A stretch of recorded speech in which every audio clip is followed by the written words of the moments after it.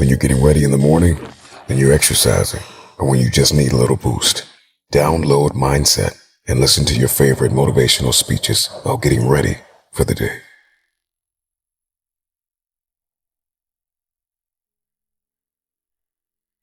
There's a version of you that only wakes up when the world goes to sleep. Not the version they see during the day.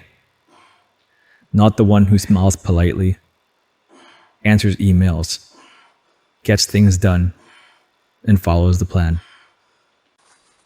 No, this version, the midnight version, doesn't care about plans. It doesn't need permission. It just is. At night, something shifts. The noise quiets. The pressure disappears. And suddenly, it feels like you can breathe again. That's when the ideas start to come. Not the safe ones, the real ones. The wild ones. The ones you buried under memes and messages and maybe later. But now it's quiet, and your mind finally has space to play. You begin to imagine things. You think in color. You write with no filter. You dream without fear of being called too much or not enough. And here's the truth no one really says out loud. Creativity doesn't follow a schedule. It doesn't clock in at 9 and leave at 5. It comes when your soul feels safe. And sometimes, that's only after midnight. So maybe you felt it. Lying in bed, your heart racing with a new idea. Or sitting at your desk at 2 a.m. Creating something that feels like it's coming from somewhere deeper than logic or routine. That version of you, the one who creates in the quiet, is not a mistake. It's not just late night energy or insomnia. It's you, stripped of performance. It's your raw self, unfiltered and real. Don't ignore it. Don't shut it down just because the world runs on calendars and clocks. Lean into it. Write the story. Paint the vision. Build the dream. Even if no one sees it yet. Especially if no one sees it yet. You don't need the sun to shine.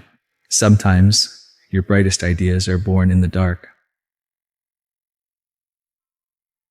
So you got to find out What works for you? what works for you. I was more so of I was a midnight workout guy.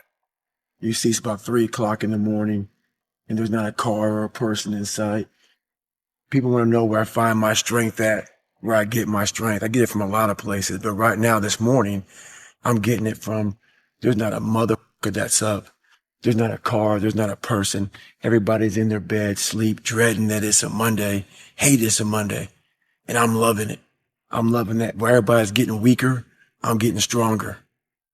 It's not about the running, the swimming, the push-ups, the sit-ups. It's about what those things do for your mentality. You don't get better on the daggone couch. You get better by coming out here and getting the after it every daggone day. And when people put Kobe or other people on a pedestal, it's because that man loved it more than anything. Of course when AI is like, yo, and then we go to the club and Kobe's in the gym. I know why. The same reason I was in the office last night at 10 p.m. I'm not in the office last night at 10 p.m. because I need to make another $1. I'm in it because I like this more than chopping it up or getting drinks. Yeah. This is more fun for me. Work.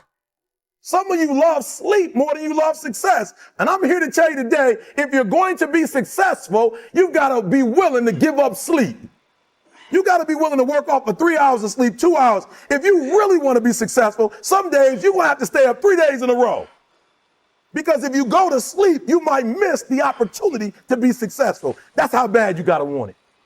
If you don't believe you, then no one else will. So I'm not looking for a handout.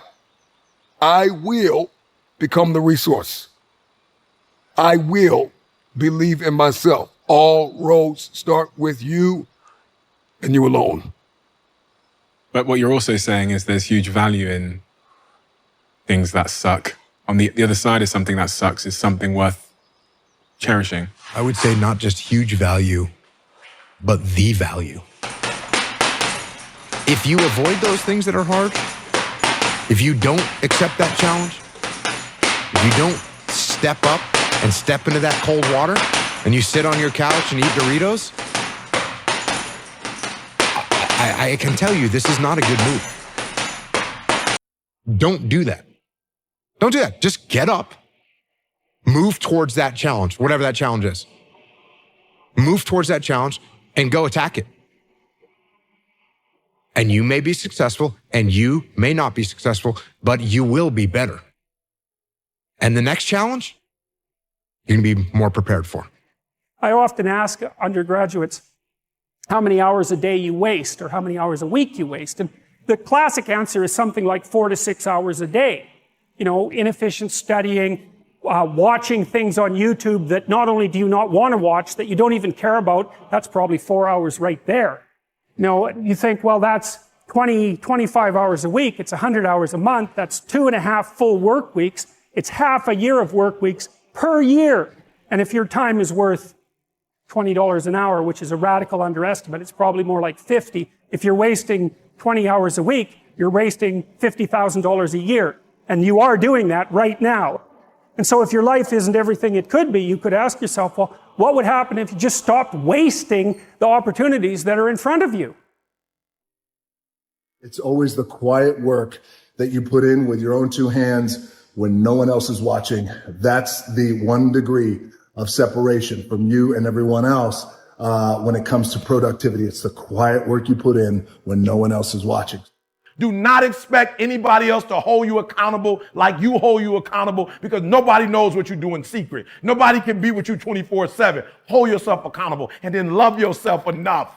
Love yourself enough to get over whatever you need to get over so you can live your dream. And I'm here to tell you today, if you somebody came to my office the other day crying. I said, look, don't cry to give up, cry to keep going.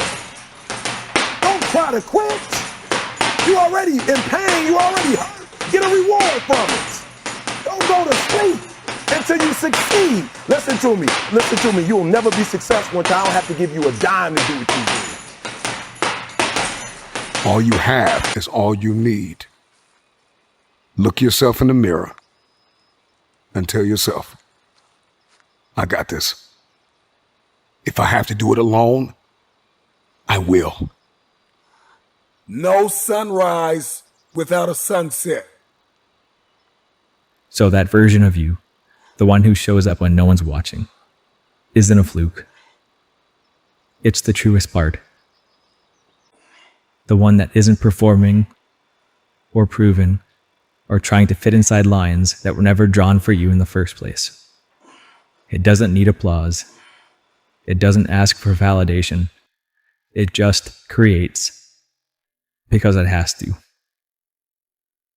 Because something inside you knows that even if the world never sees it, you will. And maybe that's enough. Maybe that's the point. So when the nights are long and difficult, don't run from it. Embrace the darkness. Embrace those urges that keep you up at night and use them. Use them to go farther than you thought possible. Use them to work harder than you thought possible. Use them to build your legacy. And in those quiet hours, when everyone else is sleeping, you are becoming not who they expect, but who you really are.